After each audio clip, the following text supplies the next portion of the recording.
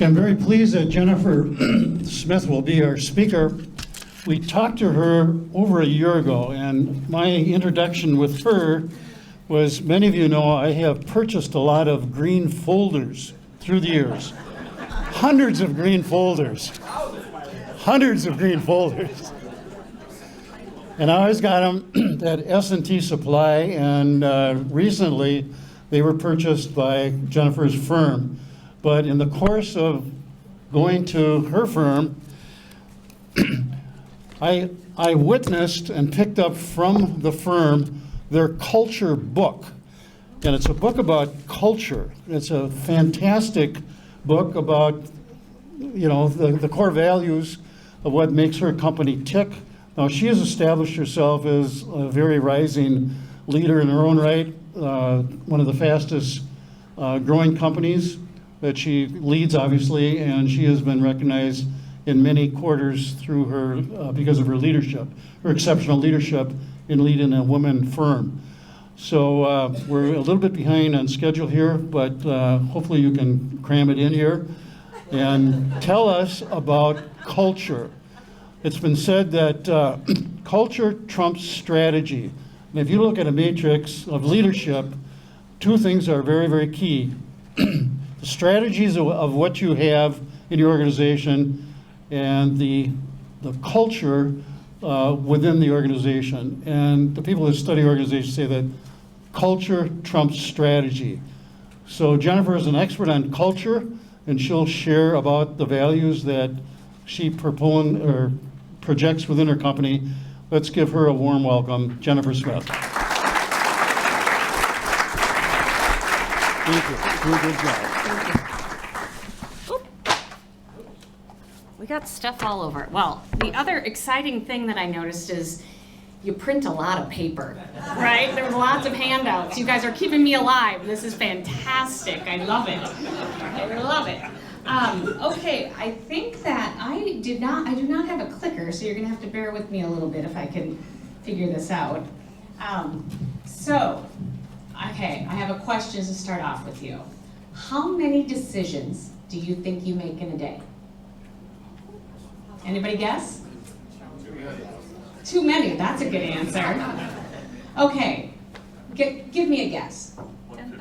150, 10,000. Okay, it's 35,000 decisions every day is on average is what you make, okay? Now some of those are instinctual, right? You make these decisions, you don't even think about them. There's tons of those little ones that you're doing every day. But what about the other chunk, right? What about the ones that you second guess yourself on? You lay in bed at night thinking about them. You bring other people into the decision-making process. You make a wrong decision and have to make a decision again. What if you could save time by making more effective, efficient decisions? Okay, so that is what I'm going to challenge you guys to do today. As I'm giving my presentation, I want you to think about, is there a way that you can use your culture? Now, your culture could be in your companies, but now some of you might be retired or some of you might be in school. So you can kind of transfer this to yourself as well, because everybody has a set of core values.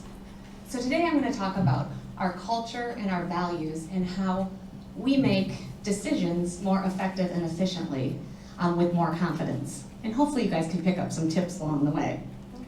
So at Innovative, we have this really cool culture that enables us to run our decisions through our core value lens. And why this is so important is, when I started the company 18 years ago, we were a startup, okay? A startup. And so you had to make decisions very fast and very efficient. And it was easier when you had less people, right? And as you're growing and you have more people, and to scale an organization, you have to figure out, how does that magic of your culture and making decisions enable you to scale? So that's kind of the mindset that I want you to think about as I'm walking you through our core value journey and our story. But our core values come from our culture, right? And there's some very important pieces about culture that help drive the values in your companies or with yourselves, right?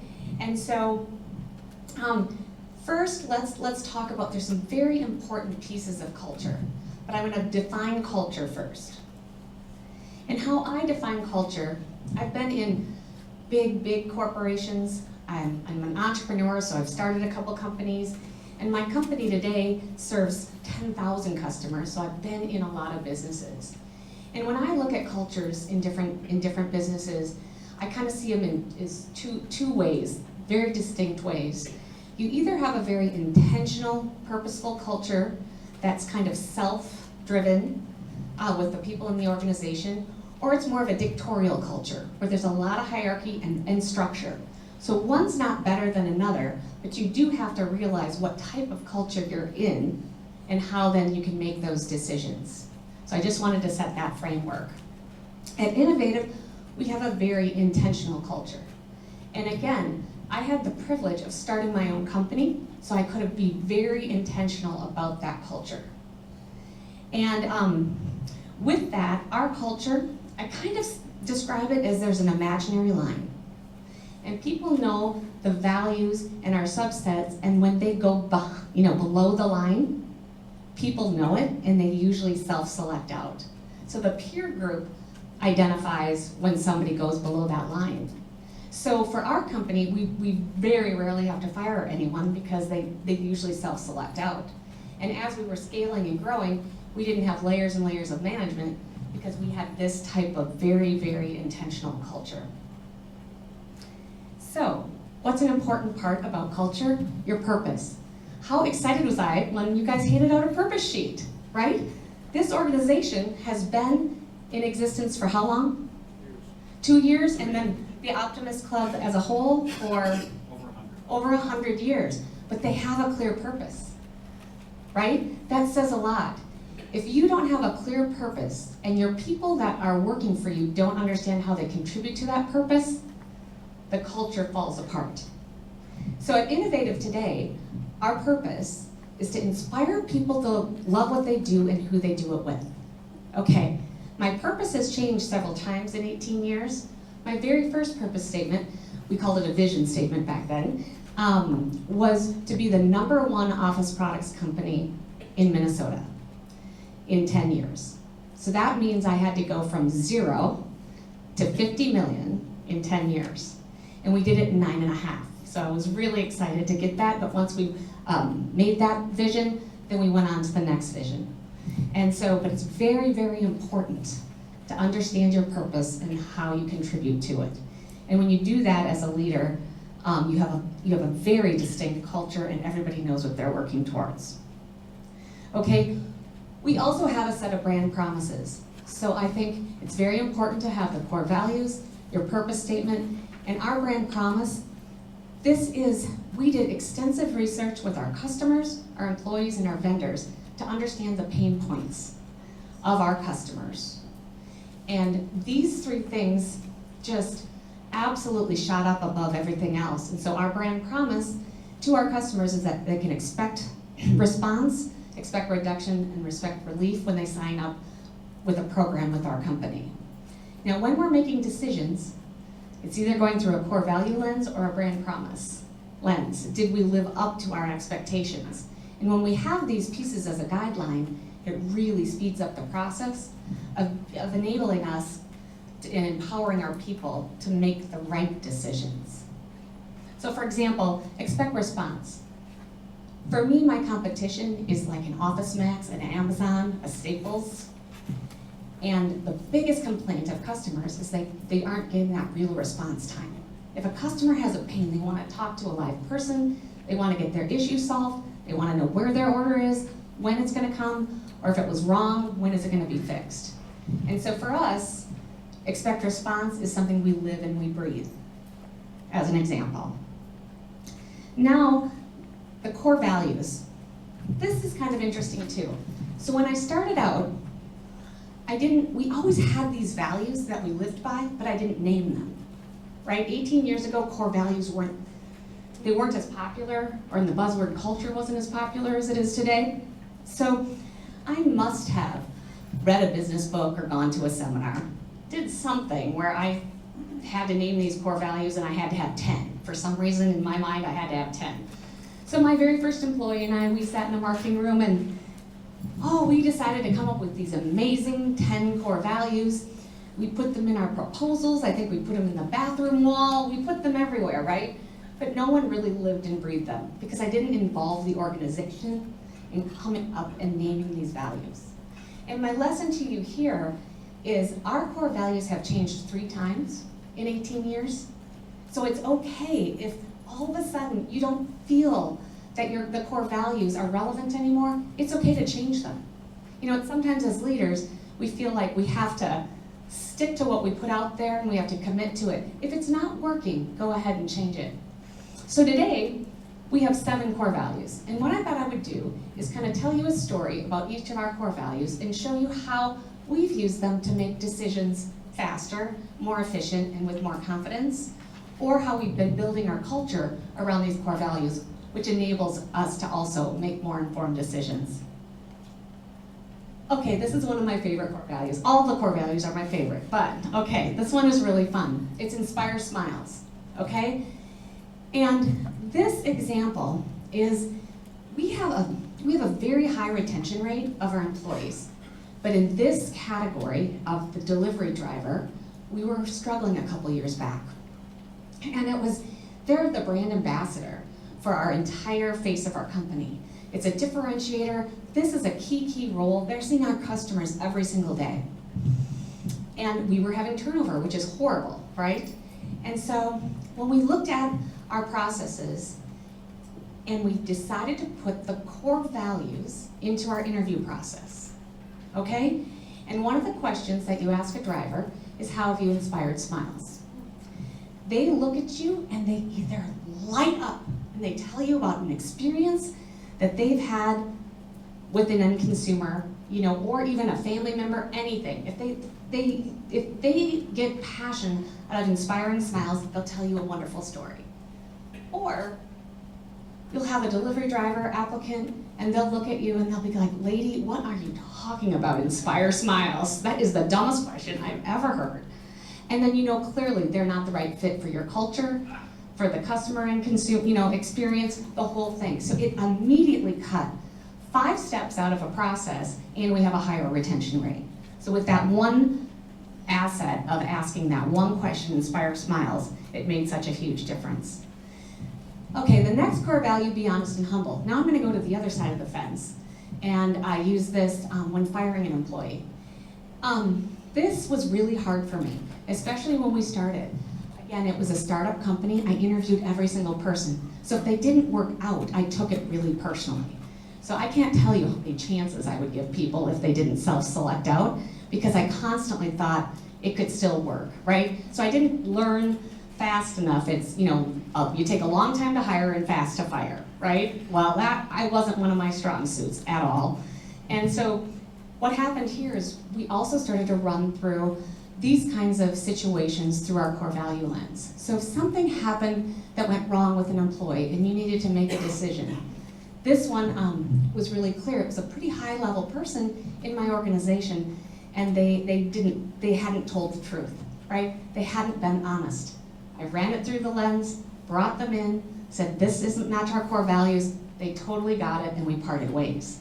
That probably would have taken me a year. It took me 1 day by using this method. This is really fun too, own it. Own it is used in our hallways all the time. Did you own this? Did I own this? Do I have this? And it just really holds people accountable for this core value. And what happened here in this was a great consequence of a core value in building a culture of making sure that you're inspiring people to love what they do and who they do it with. Okay, in my organization, sometimes when people would make a mistake and somebody else saw it, or you made the mistake yourself, you didn't want to admit to it, right? You didn't want to get in trouble, you didn't want to tattle on somebody else. And it's like, we're not going to get better as an organization if we don't learn from our mistakes, okay? So we created a program to own your mistakes, and we call it Make It Right. So every single person in my company has the authority to make it right on the spot if a customer experience isn't lived up to how we would want it. And then we take it a step further, and if you do a make it right, so we had 18 make it rights last month, we look at what they are, and we learn from that. So somebody in another department doesn't make the same mistake, right? And so now it's not, oh, I made a mistake, I'm gonna get in trouble. It's like, how can I help somebody else out by learning from what I did? And that all came from the Own It core value. Here's another really fun thing, keep it simple. Sometimes I get challenged that I don't keep things simple enough, so I have to live up to my own core values here. But this was when we were hiring people, it was a very complicated process when they would onboard. And people didn't catch on fast enough, and so the learning curve was very long. So we kind of ran it through the core value lens and said, how can we keep this simple? And we developed a program called Innovative You. Now it's very streamlined, there's a process, people make it through our system so much faster. We incorporate culture training into that, and it's really a cool way of just keeping it simple, and so people understand the process. Okay, this is another one of my favorites. It's Learn, Teach, Grow. Learn, Teach, Grow core value. Here's a really cool program that came from this core value. When people would come into my office and they would complain about something not going right, I would constantly challenge them to come with a solution. Okay? Come in with a solution, let's try and make it better. Well, as the organization has grown, and we now have over 300 people in 3 states, and we do over $150 million, I'm not hearing all of these things, they're not coming into my office. But I didn't want a culture of people complaining about things behind people's backs, right? We needed to still be open, honest, and I always had the open door philosophy, but now my door can't be in all 3 states and all over the place. So we developed a system where if you have a complaint, how can you make it better? And we have a super simple template that people can put on a Learn, Teach, Grow seminar for the entire company. And they can learn from this so that, again, we aren't making these same mistakes. The unintended consequence of this program is, for me, I get to see the next generation of leaders that are coming up through my company. If somebody can stand up in front of the whole company, they took the time to fill out the form, and it's just an amazing experience, and it's going on 3 years now, and so we've got Learn, Teach, Grow 3.0s and all these kinds of things. But it all stemmed from that core value. Be involved. This is a really key part of our culture, and you sometimes work with people more, see people more at work than you do in your own family. I mean, you really need to be involved in with your groups, and our culture is a culture of giving back. And so a lot of people that work for us love that we give back to charities in a lot of different ways. And one of those things is through our nonprofit arm called the In Sports Foundation. So it's a really cool program where we help kids stay in the game. And we have people on the board, we have people's kids that go through the program, we have people volunteering when we do fundraisers, things like that. But it's just another way to stay involved in the innovative community, and you're giving back. So we have tons of programs that people can be involved in all throughout the year. And Just Communicate is the last one. So Just Communicate is another thing that when we are looking at an issue that has come up, it usually stems from either somebody didn't own it or somebody didn't communicate effectively. So we really look at things and we say, what happened here and where was the breakdown? And then we figure out how to communicate the answers to people, or the next time we're gonna do something, how do we cascade that through the system? And this, again, takes defensiveness out of situations when someone's made a mistake, because you can just go, okay, let's see what went wrong. It diffuses the situation. But a lot of times it's in that Just Communicate core value, where somebody just didn't communicate with the right person. And it's a really, really powerful one that we've learned over the years. So for us, Don had mentioned our core value book. I brought some of these if anyone wants to take a look, but we document everything throughout the year. And we have core value, different core value insights in this book, and then this is what we use for onboarding. So it's a really fun piece. And how we came up with this was because, again, when you're a smaller company just starting out, I used to interview every employee. And when that wasn't there anymore, who was going to tell the story of our culture and our brand? So we came up with this culture book for onboarding, which was really cool. And one day we had put one out at the front desk. And all of a sudden they'd be gone. Every day they'd be gone. And we're like, what is going on with these culture books? We didn't print enough, this is really interesting. But customers, prospects, vendors, they were all taking this culture book. And so that now we print it, and it's actually a differentiator. So we gave it to you as a customer to kind of say, hey, S&T, we bought their company, this is innovative, this is kind of the new culture, this is what you can expect as a customer when you sign up with us. So it's a really kind of fun tool, and I brought some to share if anybody would like one. Okay, any questions, you guys? Yes? I'm wondering if you use those core values in the review process, or how do you like? Yes, we do. So the question was, do you use your core values in the review process? It's exactly what we do. We actually have 3 check-ins a year, and we always have a core value that we also use to check in with the employee. It's a really cool process, but we've got tons of things that we do to keep the core values out in front of our employees. And the reviews, hiring, reviews, we have a passport program, for example, where they get stickers if they're living up to their core values. Lots of different things like that to keep those core values alive, besides just putting them on the bathroom wall. Yes? I was interested in the diversity of your team, and in particular from an age level. Yeah. And are you finding that your younger team members are buying more than your older? How does that work? Yeah, it's interesting because it's kind of been a process that's evolved over time. And right now, I just mentioned this passport program, and you get a sticker. Okay, that sounds really corny, but people love it at all ages. They love to get their sticker. They love to fill up their passport book. I mean, it's absolutely amazing. So does everyone buy into everything? No. And we have a very diverse workforce. We've got, our youngest is probably 20 and our oldest is 70. So we've got the gamut of people in that 300 person pool. But it's interesting to see when they are involved, right? Because you can look at their passport at the end of the year, because it's kind of like a mini review of what they've done throughout the year.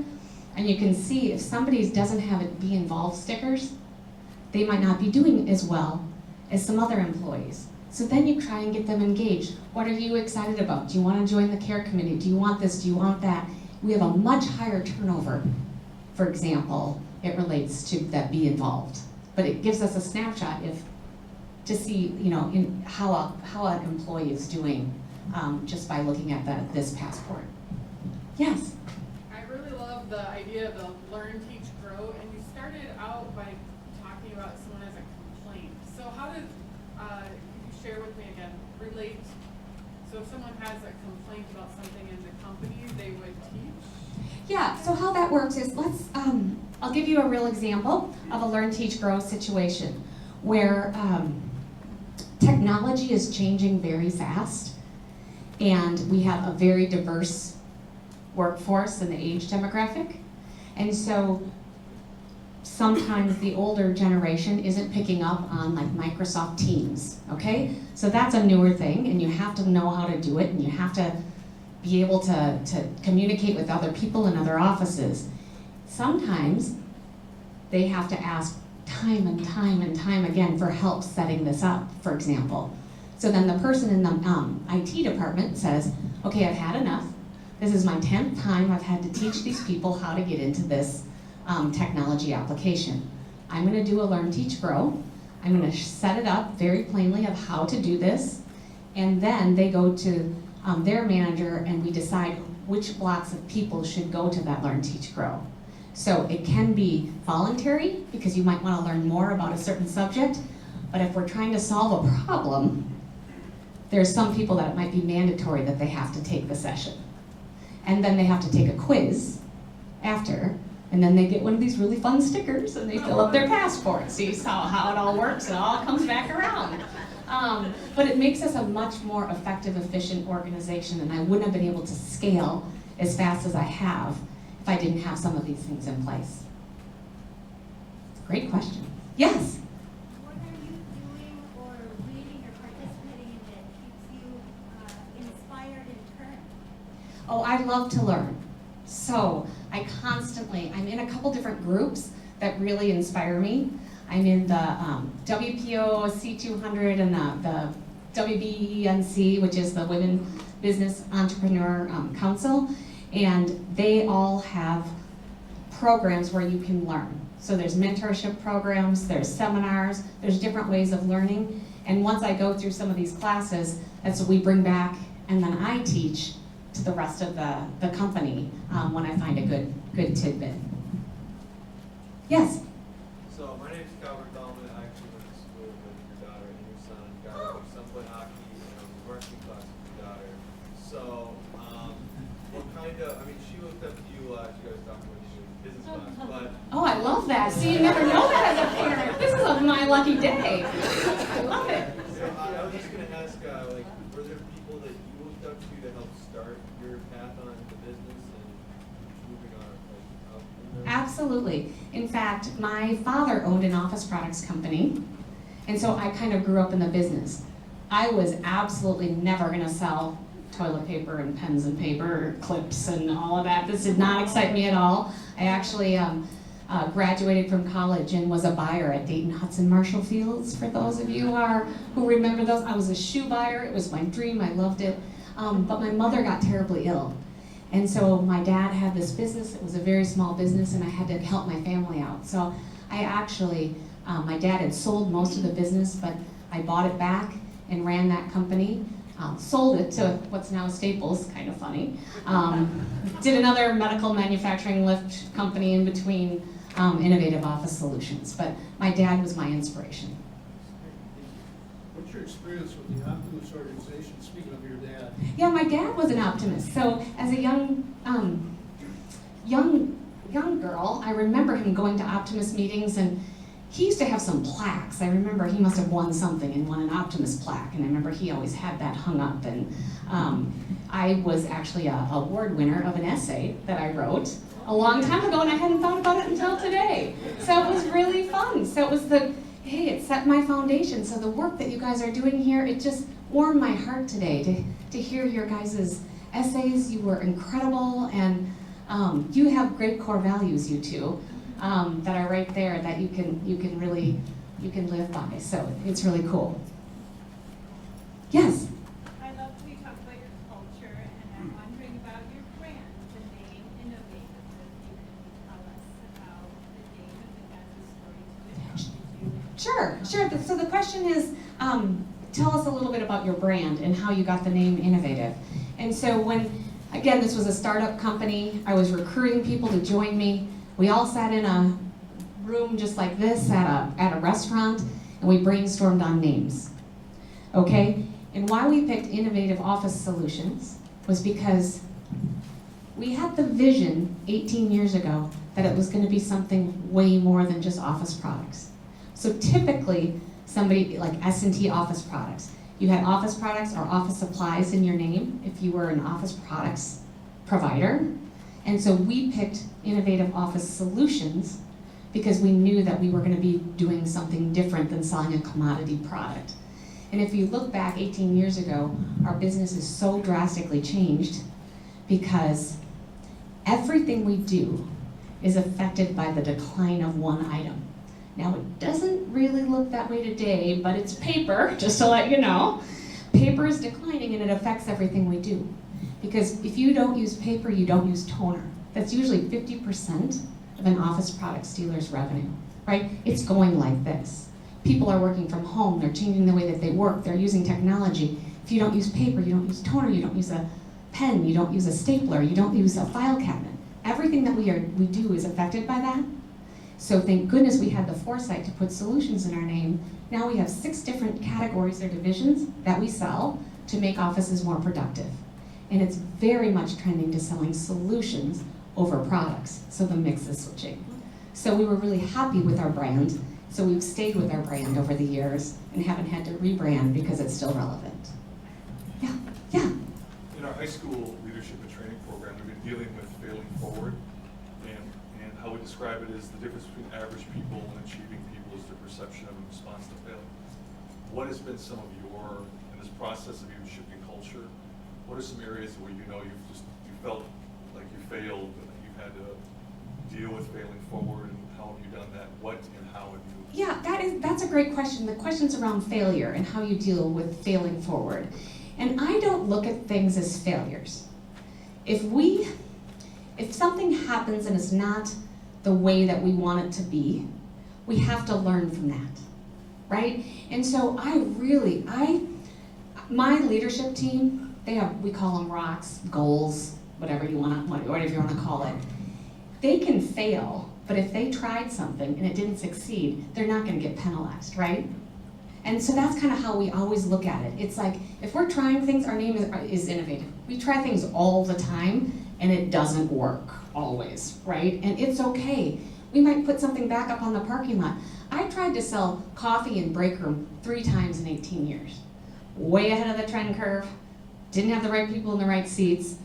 Woo, right now it's going really well, right? But I had to do it 3 times in 18 years, so I didn't give up, but I had to try it a different way. So we failed, but we learned from that, and then we finally made it successful. Yes?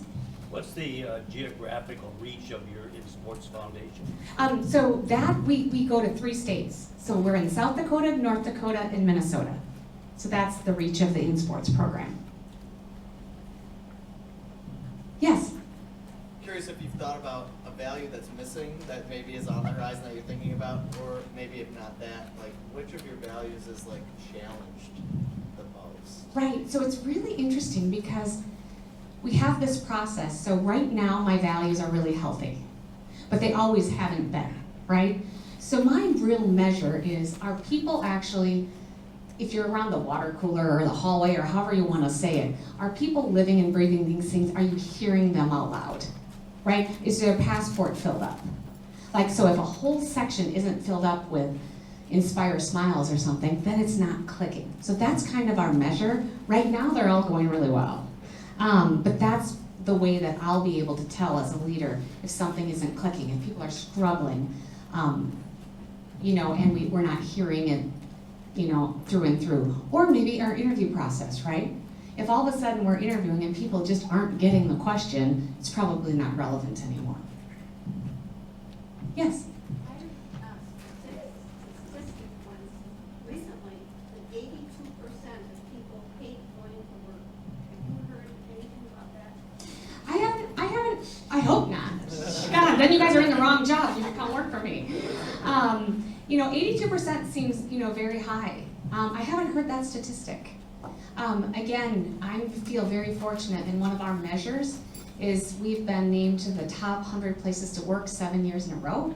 So that's great because it's a survey that goes out, has nothing to do with us, goes to all of our employees from a third-party place, so you can kind of see how you're doing and the comments that you get back. So it's one way that I measure to see the health of my organization, how we're doing. Yes? Is your information mostly online and things like that, or is it something you don't have a brick and mortar store other than your place in Burnsville? Is that correct? Oh, yeah, we do have 11 locations, but we aren't brick and mortar. Okay. Right, so all of our purchases on the office supply division are done online. So that is how we, you order something, it comes onto our system, it recognizes you as a customer, and ships out to the closest zip code. So for example, it could be a Buffalo Wild Wings store in Chicago, my products will ship out of an Illinois warehouse versus Minnesota. So it's all done with technology. Yes? As a young leader, what kind of advice would you give the manager of the workforce? Okay, so that is a great question. And I think you really need to do your research on that company, right? And you have to ask cultural questions. Life is too short, right? To work somewhere where it doesn't align with your own core values. And I think it's really, really important. And with today's world, being everything's online, you can sure get that information really quickly. But also when you're in that interview process, ask some questions. ask questions around that and see if you get a good feeling. Because you're gonna be way more successful if your values align with the company that you go to work for. Yes? Could you touch on your interview and hiring process on how you balance technical capacity versus cultural alignment? Yeah, culture trumps the technology or technical aspect usually, right? Because if someone aligns with our culture, we can usually teach them a skill. Now, if you can't do Excel and you're signing up for an accounting role, you know, there's that component that you have to sort out, right? So it's not always, but if it's somebody has experience and this person doesn't have experience, but they align better with the culture, I'll pick the culture every single time and it's worked out for us. Our retention rate is in the high 90s for our employees, which is super fun for me because I get to watch these people grow throughout the organization and throughout the years. Another question. Could you talk a little bit about your relationship with the Vikings and the Twins and also the Max's program with your sports? Yeah, foundation? I thought I was short on time, so I cut that out, so thanks for bringing it back. We have a really cool, my son Max started a nonprofit when he was in college to give back to kids to help them stay in the game. And how we've leveraged that is we sell office supplies and furniture to almost all of the sports teams in town. And so to make our gifts that go back into the community more powerful, we've partnered with these vehicles. And so, and it also associates my brand with a bigger brand, so it gives you credibility. So I'll talk about the Vikings right now. Vikings are a great customer. They did 35,000 pieces of furniture from us in US Bank Stadium. And so they're a partner of ours. I want to partner back with them. So instead of spending all of our money with them on, you know, billboards or something like that throughout the stadium, we choose to give back to the community. So we came up with a In the Game award. That's really cool for specifically football programs. So we give this through our In Sports Foundation, and football programs apply for this award, and that's where Max is right now. He's up at in the Red Lake school districts who won, and they get a $10,000 check for their athletic foundation through this program, but they also get the Vikings to come over and take over their town. So the town turns purple, it brings the whole thing together. These kids had to come from 3 different schools, so there's another name for it now. And they hadn't won a game forever, and they won their state championship this year. You know, they really came together. It brought them as community, and now there's so many kids in that area that are gonna be able to play sports for the next 5 years with that $10,000. So it's a really cool way that we found to give back into the community. And so much of our business is the school vertical. So we have K through 12 and higher ed. So for us to give back in that area just makes the circle complete. Yes? So I have an adult son with autism, and as it's Autism Awareness Month, I'll bring this up. Are there any opportunities for employment for people with disabilities at your company? I'm sitting here with someone who's also in this arena. Yeah, it's really interesting. We were talking about this at the table. One of our customers, and I always want to give back to people who partner with us, for example, is LifeWorks. And so then we employ folks from LifeWorks in our company to do different jobs. So it depends on the situation, but we've found jobs for people when that opportunity presents itself. So we feel really blessed when opportunities come into us and then we see how we can make it work. So we have done that in the past. Yes? Do you try to drive more of your sales with traditional marketing, or with salespeople calling on new companies? We still have salespeople. So we do a combination of marketing and sales. But our guiding principle is relationships matter. So even though it's online, so the business used to be you would have a salesperson, you'd go out, you'd write up a handwritten order, you'd bring it back to the office, they'd key it. Now all those things are transactional and they're online, but the relationship we still feel is the difference.